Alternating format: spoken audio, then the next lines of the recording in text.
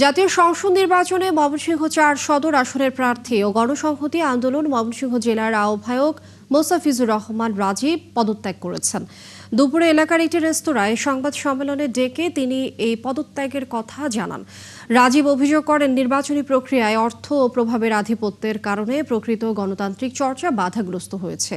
নির্বাচনে ৪৬৭ ভোট পেয়ে তিনি জামানত হারান বলেও ক্ষোভ জানান।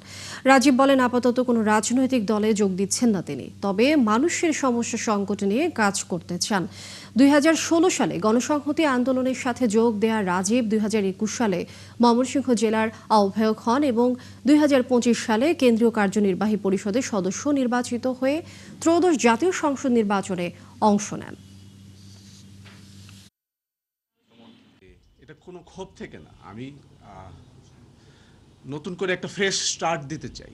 এর জন্যই এখন আপাতত রাজনৈতিক দলের সাথে সম্পৃক্ত থাকতে চাচ্ছি না, বলতে পারেন ইন্ডিপেন্ডেন্টলি আমি কাজ করতে চাই। এর জন্যই আমার এই পদত্যাগ করা।